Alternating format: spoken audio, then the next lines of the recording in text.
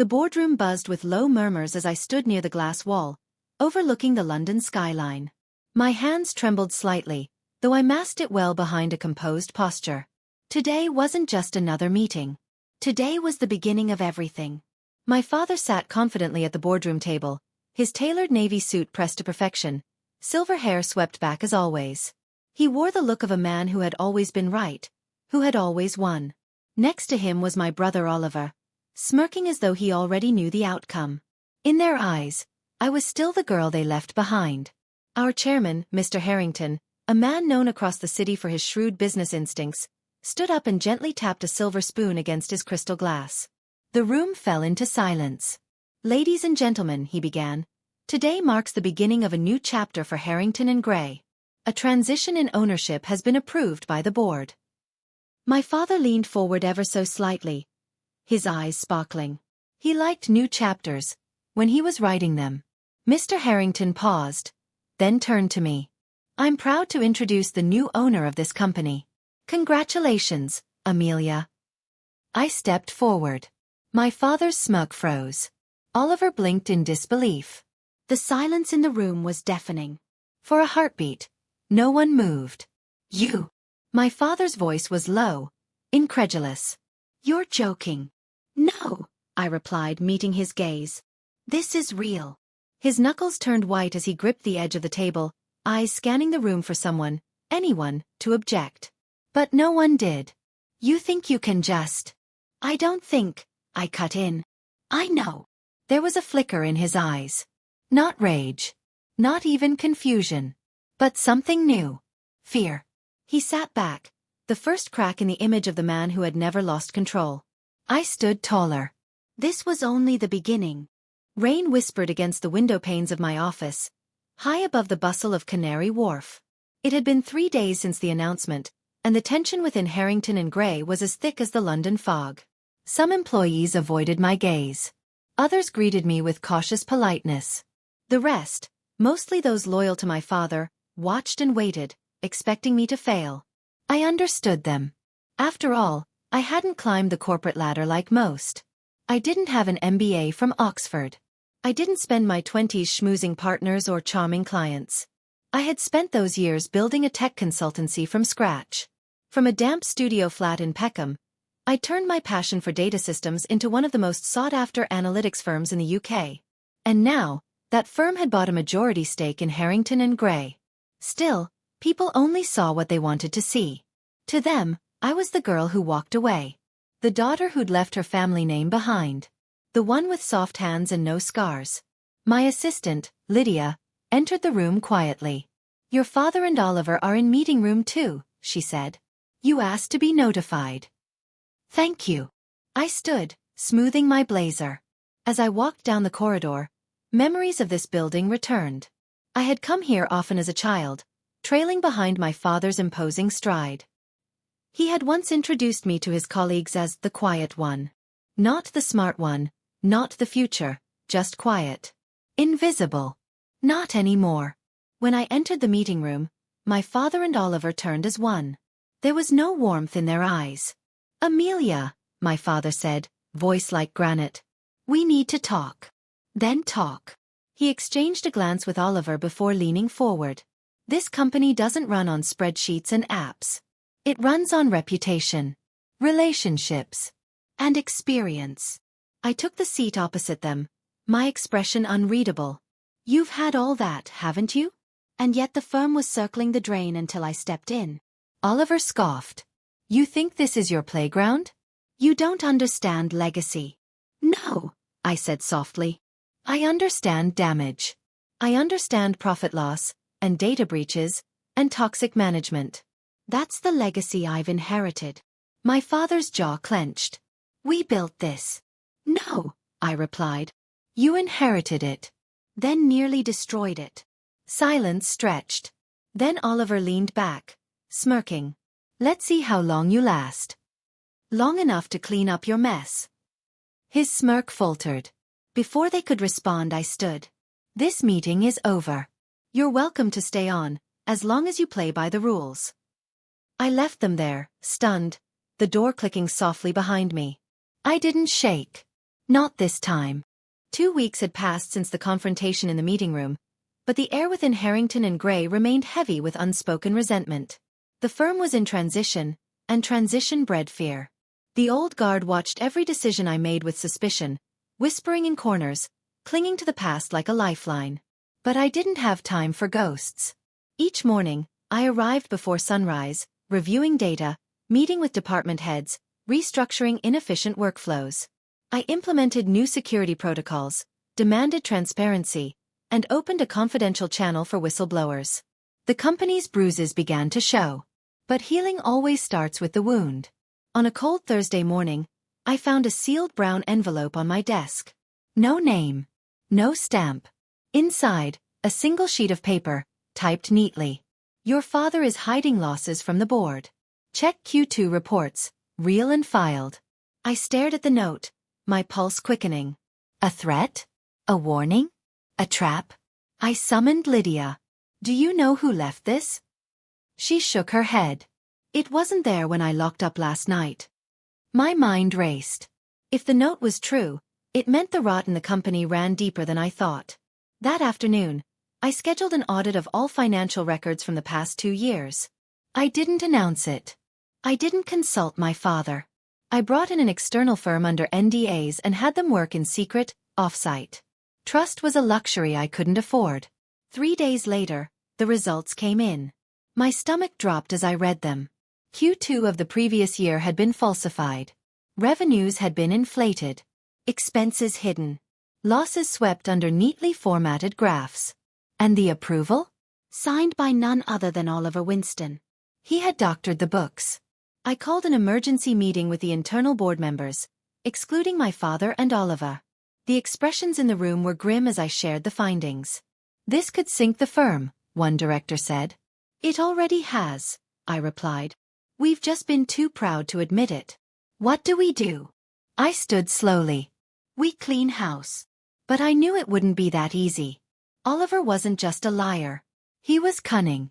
He'd spent his career weaving himself into contracts, deals, favors owed. If I made the wrong move, he'd bury me in legal fire. Still, I wasn't afraid. I had the truth on my side. And I had something Oliver didn't. Nothing left to lose. A storm rolled in over London the night before the board meeting. Rain lashed the windows of my office as I stared at the glowing skyline. The city always looked beautiful in the dark, deceit hidden under layers of light. I had sent the summons earlier that day. Every board member, including Oliver and my father, was required to attend. No excuses. No delays. I planned every detail of that meeting like a general going to war. Lydia stood at the door, watching me with concern. They'll come for you, you know, she said quietly.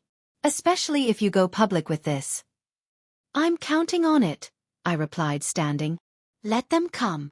The next morning, the boardroom filled with the usual suspects, faces older than the company itself. My father entered last, with Oliver flanking him. He gave me a tight-lipped nod but said nothing. Oliver, however, smirked like the devil who thought he'd already won. I didn't waste time. On the large screen behind me, I displayed the real Q2 reports. Line by line. I explained the inconsistencies, showed the signatures, played the internal auditor's video testimony. There was no denying it anymore. A ripple of shock spread across the room. Oliver rose slowly, feigning outrage. This is outrageous, he hissed. A calculated smear campaign. You brought in outsiders to tamper with private data? This is defamation. I met his gaze squarely. Then sue me. He faltered, just for a moment. My father slammed his hand on the table. You think you're untouchable, son? You think this petty power play will make you a man? No, I said calmly. But it will save the company you nearly destroyed. I handed each board member a folder, documents outlining Oliver's breaches of fiduciary duty, evidence of misappropriation of funds, and a proposal for immediate termination. For legal reasons, I continued, we'll vote. But know this, if the board fails to act, I will go to the press. Oliver laughed bitterly. You'd bring down the whole firm to win a grudge against your father? No, I said. I'm saving it from him. The room went silent. Then one by one, hands rose. 7 out of 10. The motion passed. Oliver stared in disbelief. You have no idea what you've just started, he whispered, venom in every word. I leaned closer, my voice like ice. I'm only just beginning. He was escorted from the room by security. My father sat frozen, humiliated. He didn't speak. Not that day. But his eyes said everything. He finally saw me. Not the boy who once spilled coffee on his files. Not the kid who cried when he failed his first business exam. He saw the man he never thought I'd become. The fallout from the board meeting was seismic. Within hours, press releases were carefully worded and issued. Oliver's departure was labeled as a mutual decision due to strategic disagreements. Behind closed doors, however, the industry buzzed. Whispers of embezzlement. Questions about my father's judgment. A family name once untouchable now coated in scandal. I should have felt triumphant. But victory felt hollow. I sat alone in my flat in Canary Wharf that evening, a glass of whiskey untouched on the table. Rain tapped gently against the windows, as if trying to remind me that something was still missing. That something was Mum. She died when I was 17. Cancer. Fast. Ruthless. She was the only one who ever believed in me without asking for proof. She had once told me, one day, you'll be the kind of man your father can never control. And here I was, unchained, but still haunted. A knock broke the silence. I opened the door to find Lydia, soaked from the rain, holding a brown envelope. I found this in the legal archives, she said. It's about your father. You should see it. Inside were copies of emails, buried contracts, and one detail that made my blood run cold. Years ago, when Mum was undergoing her treatment, Dad had refused to release company funds for a medical trial she desperately needed, despite having the power and the resources. He had called it a bad investment. I couldn't breathe. He had let her die, because it didn't align with his portfolio. I dropped the envelope. My hands trembled. All these years I thought his cruelty was limited to boardrooms and business meetings. I never imagined it reached into our own home. Into her hospital bed. Lydia stood beside me, her voice steady. You needed to know. He didn't just doubt you, Aiden. He destroyed the one person who gave you your strength. I looked at her, voice hoarse. What do I do with this? You do what she would have done, Lydia said. Burn him down. The next few days moved like a storm. Fast, relentless, and beyond reversing. The evidence Lydia found opened doors I didn't even know existed. With her help and James' legal team, we began a quiet but forceful internal audit of the company. What we discovered was staggering. Shell contracts. Inflated invoices. Offshore accounts under names that traced back to Oliver's old school friends and business cronies. It wasn't just greed. It was systematic betrayal. Every meeting, every budget cut, every layoff, it had all been to fund his private empire. The board, now fully aware, turned. Those who once praised him now condemned him. And the most poetic part?